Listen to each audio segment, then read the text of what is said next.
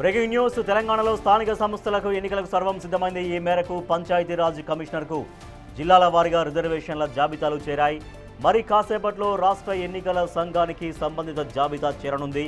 ఇప్పటికే రిజర్వేషన్లు 50% మించకుండా GO number 46 విడుదల చేసింది ప్రభుత్వం.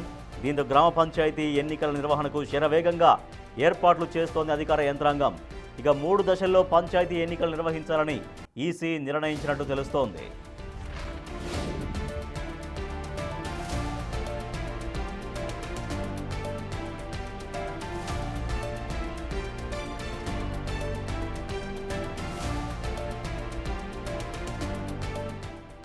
బ్రేకింగ్ న్యూస్ చూస్తున్నాం. తెలంగాణలో స్థానిక ఎన్నికలకు సర్వం సిద్ధమైంది. ఈ మేరకు పంచాయతీరాజ్ కమిషనర్కు జిల్లాల వారీగా రిజర్వేషన్ల జాబితాలు కూడా చేరాయి.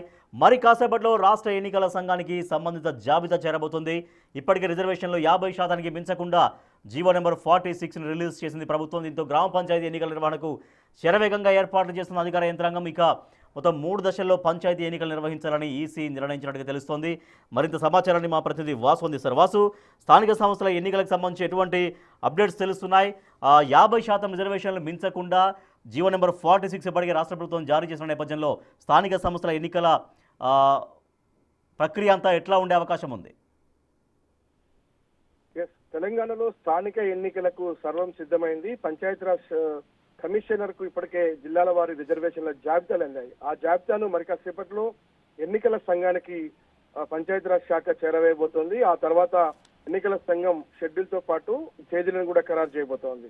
అయితే ఇప్పటికే 50% రిజర్వేషన్లు మించకుండా జీవో నెంబర్ 46 ను తెలంగాణ ప్రభుత్వం ఇప్పటికే జారీ చేసింది. ఆ జీవోలో ఎస్టీ సంబంధించి 25%, మిగతా బీసీ సంబంధించి 23.5% లాగా, అంటే దాదాపు 50% లోబడి రిజర్వేషన్లు ఉండేగా ప్రభుత్వం జాగ్రత్తలు చేపట్టింది. సుప్రీంకోర్టు, హైకోర్టు ఆదేశాల నేపథ్యంలో రిజర్వేషన్లు 50% దాటొద్దన్న అంశానికి సంబంధించి అయితే గ్రామ పంచాయతీ ఎన్నికల నిర్వహణకు ఇప్పటికే ఈసీ రాష్ట్ర ఎన్నికల సంఘం కూడా పూర్తి స్థాయిలో ఏర్పాటు చేసింది. ఎవరైతే జిల్లా కలెక్టర్లు, ఎస్పీలతో కూడా పలుమార్లు ఇప్పటికే వీడియో కాన్ఫరెన్స్ ద్వారా సమావేశం నిర్వహించారు.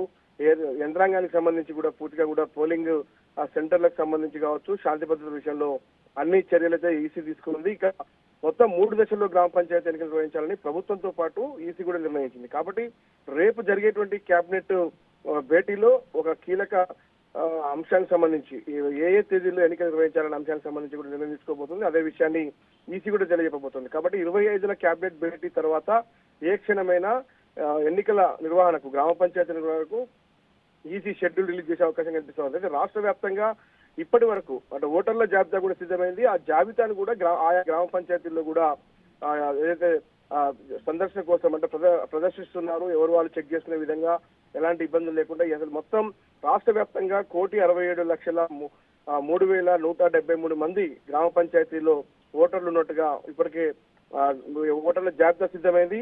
ఇక రాష్ట్ర వ్యాప్తంగా మొత్తం పోలింగ్ స్టేషన్లకు సంబంధించి 1,12,474 పోలింగ్ స్టేషన్లు, 152 పోలింగ్ ప్రాంతాలను కూడా ఇప్పటికే ఏర్పాటు చేశారు. ఇక గ్రామ పంచాయతీలకు సంబంధించి రాష్ట్ర వ్యాప్తంగా 12,733 గ్రామ పంచాయతీలు, 1,12,288 వార్డులకు సంబంధించి అయితే ఎన్నికలు నిర్వహించబోతున్నారు. అయితే మొదటి విడతగా ఏ జిల్లాలకు, ఏ గ్రామ పంచాయతీలకు ఎన్నికలు నిర్వహించాలి, 2వ విడత, 3వ విడత అంటే 3 విడతల్లో కూడా రాష్ట్రంలో ఉన్నటువంటి అన్ని గ్రామ పంచాయతీలకు ఎన్నికలు నిర్వహించాలని దాదాపుగా సిద్ధమైపోయారు. ఇక మొత్తం 3 దశల్లో ఎన్నికలు నిర్వహించబోతున్నారు. అయితే 3వ దశ అంటే లాస్ట్ అరౌండ్ ఏ సమయానికి టోటల్ ఎన్నికల ప్రక్రియ కంప్లీట్ చేసే అవకాశం ఉంది?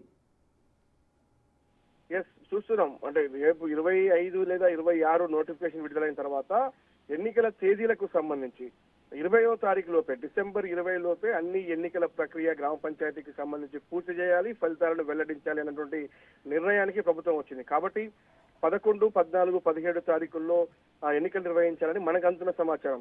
ప్రతి ఎన్నిక కూడా అదే రోజు గ్రామ పంచాయతీ అయినటువంటి ఎన్నికలు కావచ్చు, వార్డు మెంబర్స్ అయినటువంటి ఎన్నికలు కావచ్చు, అదే రోజు ఎన్నికలు ముగిసిన తర్వాత ఎన్నికల ఫలితాల లెక్కింపు కూడా ఉండబోతా ఉంది. కాబట్టి 20వ తారీఖు లోపే దాదాపుగా రాష్ట్రంలో ఉన్నటువంటి అన్ని గ్రామ పంచాయతీలకు ఆ ఎన్నికల ప్రక్రియ అయితే నిర్వహించబోతా ఉన్నారు. స్థానిక ఎన్నికలలో భాగంగా మొదటగా గ్రామ పంచాయతీ ఎన్నికలు నిర్వహించబోతోంది రాష్ట్ర ఎన్నికల సంఘం. కాబట్టి దాదాపుగా మనకు ఉన్నటువంటి సమాచారం ప్రకారం కూడా నోటిఫికేషన్ జారీ అయిన తర్వాత కేవలం 15 రోజుల గడువు నుంచి అంటే దాదాపు 26వ తారీఖున నోటిఫికేషన్ విడుదలైతే ఆ తర్వాత 11 నుంచి మొదటి విడత ఎన్నిక, తర్వాత 13 లేదా 14 రెండో విడత, తర్వాత 17 లేదా మరో డేట్ అంటే 10 నుంచి 20వ తారీఖు డిసెంబర్ మధ్యలోనే 3 దశల సర్పంచ్ ఎన్నికలకు దాదాపుగా పూర్తిగా పోతున్నాయి. దానికి సంబంధించి ఈసీ కూడా సర్వం సిద్ధం చేసింది.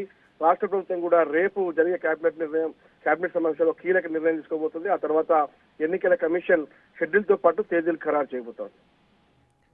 Right, thank you Vasu. Telangana రాష్ట్రంలో గ్రామ పంచాయతీ ఎన్నికలకు సంబంధించి నోటిఫికేషన్ అంటే మొత్తం 3 దశల్లో ఎలక్షన్స్ నిర్వహించే విధంగా ఈసీ తన ప్రణాళికలు సిద్ధం చేస్తోంది. ఈ డిసెంబర్ 10 కల్లా టోటల్గా ప్రక్రియ మొత్తం కంప్లీట్ అయ్యే విధంగా ఉండబోతోంది. అయితే రేపు జరగబోయే రాష్ట్ర క్యాబినెట్లో ఎలక్షన్స్ ఎప్పుడెప్పుడు జరగబోతున్నాయో స్పష్టంగా రేపు తెలిసేటువంటి అవకాశం